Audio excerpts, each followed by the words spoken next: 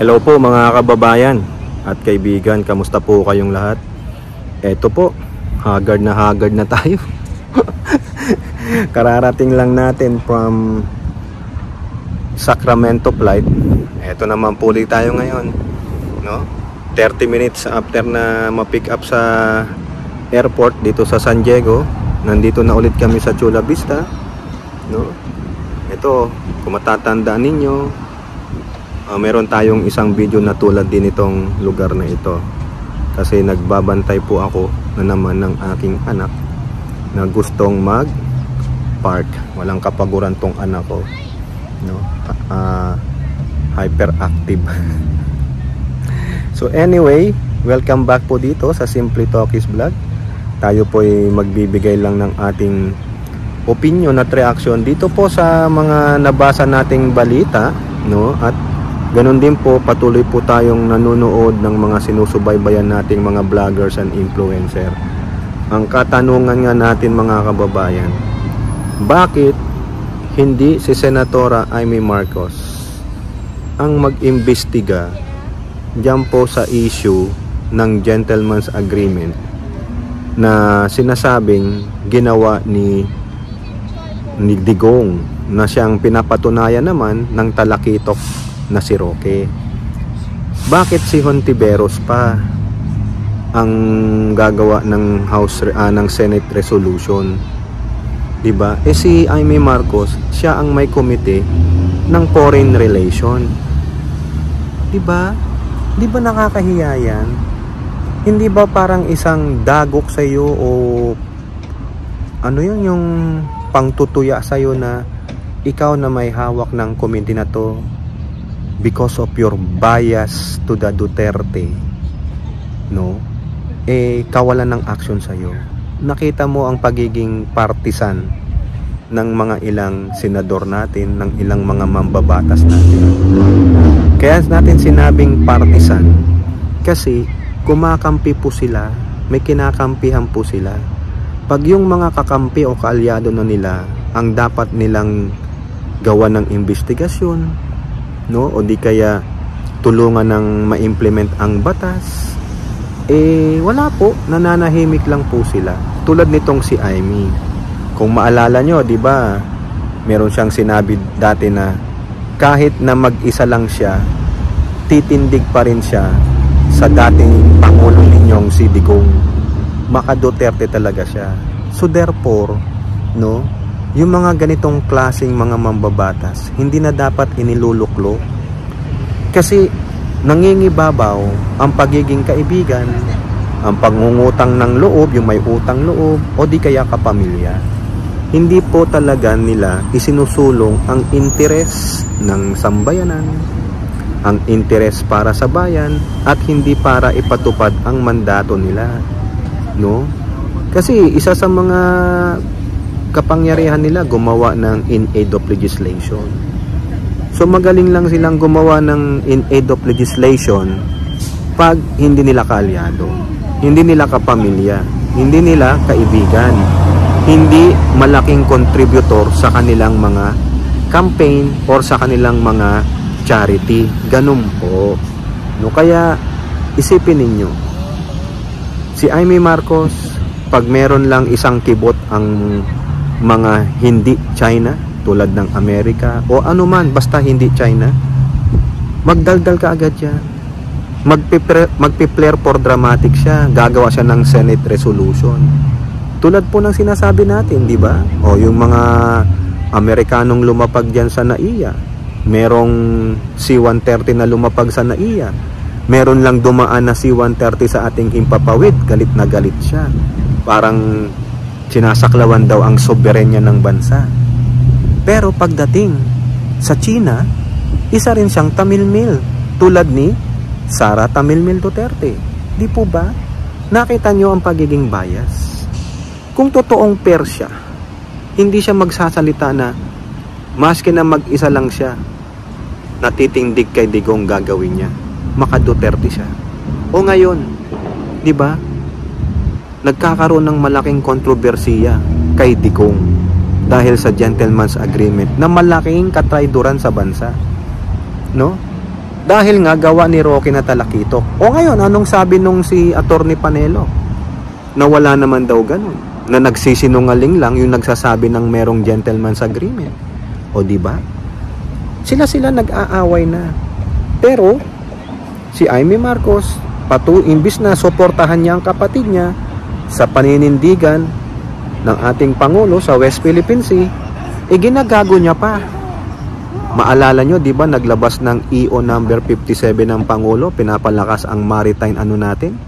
Binabatikos niya pa. Meron pang isang section daw doon na parang ang soberenya ng bansa ang naapektuhan. Ha? Really, mga kababayan? Kayo, di ba? Yung mga anti-Marcos hindi na nga nagsasalita eh. Kumbaga parang umuoo na sila sa ginawa ng Pangulo tungkol sa West Philippine Sea. Hindi katraidoran ang ginagawa ng Pangulo. Sabihin nyo, walang territorial dyan sa West Philippine Sea. Pero may jurisdiction tayo. May rights tayo, mga kababayan. Ayun ang ipinaglalaban ng Pangulo. Diba? Yung the sickening silence ng mga Duterte, mga minions ng Duterte, at patuloy na pagtitwist ng mga vloggers, influencer nila, mga daddy shit, mga Duterte despicable supporter, nakakabanas na po. Pangtatraidor po yan, no? Isipin ninyo. Kaya itong darating na 2025 national election, tandaan nyo na, ang aalyado sa mga Duterte, ang mga aalyado sa pro-China, ang aalyado na walang sinasabi sa mga West Philippine Sea issue, wag nyo pong iluklok yan. Dahil sila ay kakampihan pa ang mga Chekwa na bumabalahura sa atin sa West Philippine Sea. Kung naninindigan ng Pangulo, samahan natin. Dahil para din po yan sa atin. Matagal tayong binubuli ng China. Matagal tayong pinaglaruan ng China gawa ni Digong. Dahil si Digong naduwag, in-enable niya yung mga yan. Pumayag siya sa kagustuhan ng China in the sake of what? Lalaglagan tayo ng bomba? Ganun ba? Ano ang sabi dati ni Pampilo Lacson? Ito po, pinorward sa atin ng ating pinagkakatiwalaang follower, subscriber at kaibigan na rin natin. Hindi ko na po babanggitin. No? Nagsalita diyan si Pampilo Lacson that time na sinabi yan ni Duterte na lalaglagan tayo ng bomba. No? Naduwag siya, si Duterte, pagtatraidor sa bayan. Ganun po ang pahiwatig ni former senator at former presidential candidate Pampilo Lacson. Di po ba? Kung itong mga to, yung mga nawala ng mga mambabatas, ipaglalaban ang West Philippine Sea, siguro ibalik natin sila para lalong tulungan nila ang ating presidente na ipatupad kung ano man yung gustong ipatupad sa West Philippine Sea. Di po ba? Napakahirap eh. Kaya itong si Amy, sabi nga nila, last mo na to. No more Amy Marcos because you destroy your political agenda, your political capital. Kaya sa susunod, huwag nyo nang iluklok ang mga kakampi ni Digong. Sell out ang mga yan sa mga Chekwa. Baka naman, siguro, isa pa sila sa gumagawa lalo ng disinformation campaign. Biruin mo, mga kapwa mo Pilipino, sila pa ang naninira sa mga kapwa nila Pilipino. Diba? Tanongin nyo, anong kagaguhan ba ginawa sa atin ng mga US right now? Kagaguhang ginawa ng Vietnamese sa atin right now. Yung mga karatig nating bansa na may claimant dyan, may ginawa ba silang katarantaduhan sa atin? Hindi. Majority of this bullying, no, intimidation, provocation is done by the Chinese. Therefore, anting sentimento, lalo na ako, bakit ganun? Bakit nyo kami gagawin? Sabi nyo, kaibigan nyo kami. Hindi. Ginagago nyo kami, pinaglalaruan nyo kami. Ang Pangulo namin, maninindigan. Di ba? Kaya, ulitin ko, sa susunod, no, tanungin natin itong mga kandidato for senator or congressman. Ano po ang inyong posisyon sa West Philippine Sea? Kayo po ba ay supporter ng Pangulong Bongbong Marcos administration? Yun ang mga magandang katanungan, di ba? Eh yung kapatid niya hindi sumusuporta eh. Ba ang gusto niya siyang maging presidente o si Tamilmil? No way. O, sunod naman natin si Kibuloy. Si Kibuloy, ang latest sa kanya hanggang ngayon hindi makita. O baka naman Friday na sa atin, baka lumabas na siya. Baka mabigyan na siya ng magandang advice ng kanyang lawyer na si Topacio at ng iba pa. Kasi so far kanina sa aking pagbabasa rin, no, paglilibot sa mga media na news outlet, ilan po sa mga kasamahan niya na nandun sa warrant of arrest sumuko po o nag-bail. Kasi bailable naman yung kaso nila, hindi tulad nung sa human trafficking, yung tulad sa Pasig Regional Trial Court na talagang walang bail yon.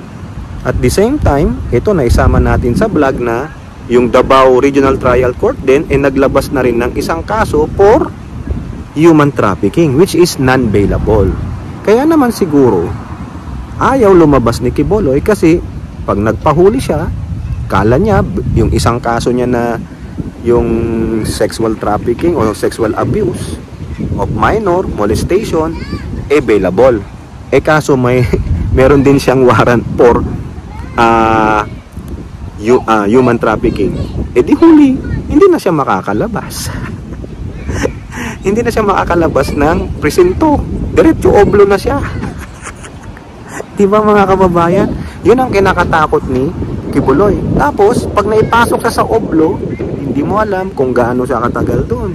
Kasi, siyempre, hindi naman kaagad-agad, didingin yung kaso niya. Kaya sorry si Kibuloy. Kaya ngayon, ano na siya, nowhere to be found, man on the run. Paulit-ulit tayo mga kababayan. Kaya ang tanong dito kung sino man ang nagkakanlong kay Kibuloy, alam naman nila na may warrant of arrest siya. Ang sino mang mahuling nagkakanlong sa kanya, nagtatago pa sa kanya, dapat kasuhan din. Abetting, no? Abetting the criminal. Tama po ba? Ha? Imali nyo ako kung tama ako, ha? O, diba Elora, ay Chang? Imali nyo ako kung tama ako. Abetting the criminal. Ito, napapraning na ako mga kababayan. Walang pahinga. Biruin nyo yung travel namin from Sacramento International Airport to San Diego International Airport is about 82 minutes. Dapat mga 85 minutes o 95 minutes. Kaso mabilis po yung eroplano kasi makulimlim po. Nakita nyo yan, no? Uulan na naman. Ibang klase ang weather talaga mga kababayan. Mamayang gabi nga dito bubuhos talagang on point din ang ulan. Pag sinabing uulan, uulan. No, pag sinabing araw-araw, hanggang bukas na yung ulan. No? Bukas pa kami talagang uuwi sa aming tahanan kasi meron pa kaming another activity dito. Pero ako po, every morning, naglilibot-libot sa mga media outlet at sa mga pinusundan nating vloggers and influencers. Sumusuporta rin po tayo, di po ba? Yun lang po mga kababayan, no? Kayo anong masasabi nyo dyan kay Amy Marcos versus Hontiveros? Birin nyo si Hontiveros pa naglabas ng Senate resolution na i-vlog po natin ito na gusto niyang imbestigahan yung gentleman's agreement. Yan ang masasabi ni Amy sa akin, insulto kay Amy Marcos dahil hindi niya kayang maggawa ng Senate hearing dahil ang ipapatawag si Digong. Diba? Maka Duterte tayo. Yan ang sinira niya na sarili niya mga babae. Wala na.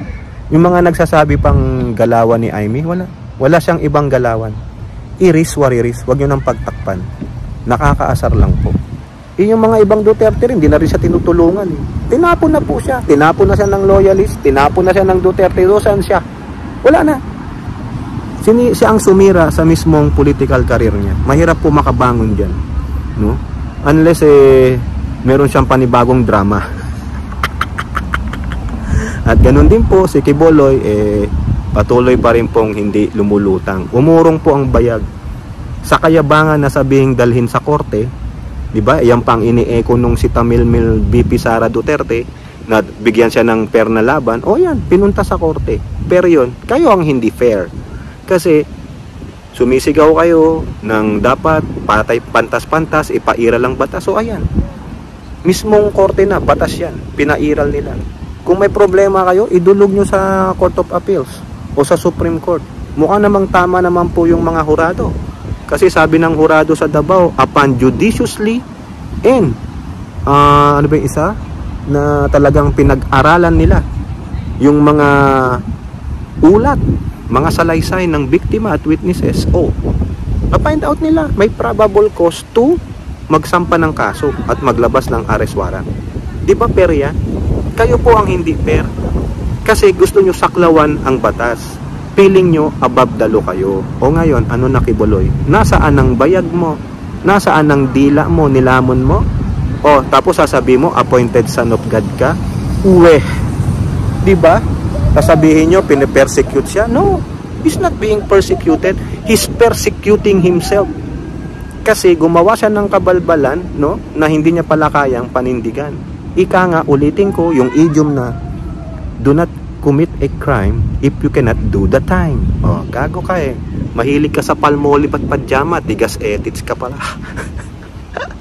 Mga kakailang ano kaya yan, no? Yung alam nyo na, yung iniinom ng mga ano. O kayo po, ano pong inyong masasabi? Comment down below. And don't forget to like and share. Hope to see you on the next videos. Bye bye. God bless.